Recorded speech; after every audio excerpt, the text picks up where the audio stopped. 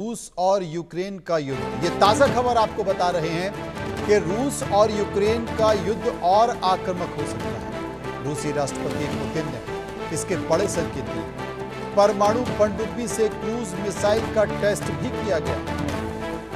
कलीब cruise missile का परीक्षण किया गया।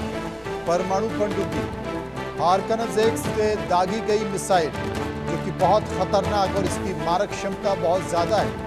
आपको बता दें कि हाल ही के कुछ समय पहले अमेरिकी राष्ट्रपति डोनाल्ड ट्रंप ने रूस और यूक्रेन के बीच युद्ध विराम या सीज फायर को लेकर प्रयास किए थे।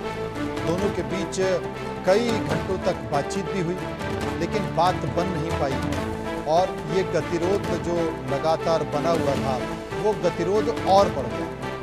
अब हालत बनी हुई है और हालत खतरनाक बताए जा रहे हैं तब जबकि इस गतिरोध के बरकरार रहने के बाद और डोनाल्ड ट्रंप के प्रयास करने के बाद जब बात नहीं बनी तो रूस के राष्ट्रपति पुतिन ने अब और सख्त संदेश दिए और आने वाले समय में ऐसा माना जा रहा है कि रूस और यूक्रेन का युद्ध और खतरनाक स्थिति में आ सकता है और खतरनाक मोड़ पर पहुंच सकता है। आपको बता दें कि रूस की तरफ से परमाणु पनडुब्बी आर्कानजेक्स के दागी गई एक मिसाइल, जिसकी मारक क्षमता बहुत खतरनाक है और इस बात के संकेत, इस तस्वीर के बाद इस बात के संकेत दिए जा रहे हैं कि रूस अपना रौद्र रूप यूक्रेन को लेकर और दिखा सकता है। आदित्य बदावन संवाददाता इस वक्त हमारे साथ जुड़ गए, हम उन्हीं के पास चलते हैं। आदित्य, कितना और खतरनाक हो सकता है रूस और यूक्रेन का युद्ध? जो रूस और यूक्रेन का युद्ध है बहुत ही एक खतरनाक मोड़ पे पहुंच चुका है। यूक्रेन ने अभी पीछे 3 दिनों लगातार ड्रोन से अटैक करा है और अब रशिया ने अभी ऐसी खबरें आ रही हैं कि न्यूक्लियर सबमरीन से अब वो मिसाइल्स टेस्ट कर रहा है। तो ये एक बहुत बड़ी चिंता का विषय है पूरे यूरोप में। इस युद्ध के बाद बार-बार इस युद्ध के बारे में बात होती है कि अब ये युद्ध रुकेगा, अब अमेरिका हस्तक्षेप करके युद्ध रुकेगा, लेकिन जो स्थिति है युद्ध बिल्कुल रुकने का नाम नहीं ले रहा है।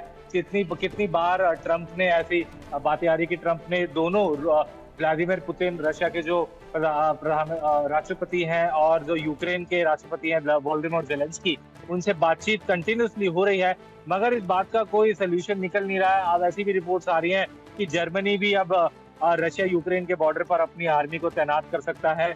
तो कहीं ना कहीं अब हम देख सकते हैं कि ये एक तरीके से रशिया वर्सेस वेस्टर्न यूरोप का एक युद्ध बनता हुआ दिख रहा है। जी वाकई आदित्य, अगर देखा जाए, हालांकि डोनाल्ड ट्रंप ने कोशिश तो की थी कि दोनों के बीच जो लगातार तल्खी है वो कम हो जाए और सीज फायर रूस और यूक्रेन का बंद हो जाए, क्योंकि आर्थिक दौर में बहुत सारा नुकसान यहाँ पर अगर प्रत्यक्ष तौर पर यूक्रेन का हुआ है तो रूस का भी हुआ है, लेकिन अप्रत्यक्ष तौर पर उसका असर अमेरिका भी पड़ रहा है। लेकिन डोनाल्ड ट्रंप की बातों को सिरे से खारिज यूक्रेनी राष्ट्रपति ज़ेलेंस्की ने कर दिया और पहले भी जब बुलाकर बातचीत की गई तब भी उन्होंने साफ तौर पर कह दिया।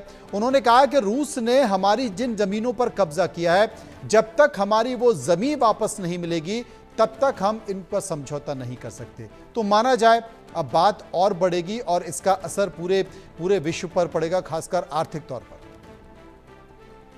जी बिल्कुल, अगर आप माने देखें तो यूक्रेन वोलोदिमीर ज़ेलेंस्की जो यूक्रेन के राष्ट्रपति हैं, उनमें कहीं ना कहीं एक संदेह होता है जब भी पुतिन की बात होती है और जब भी पीस टॉक्स आती हैं, क्योंकि उन्होंने बारंबार ये स्टेटमेंट बोली है कि हम रशिया को पूरी तरीके से ट्रस्ट नहीं करते, व्लादिमीर पुतिन को ट्रस्ट नहीं करते, क्योंकि वो युद्ध चाहते हैं, शांति नहीं चाहते।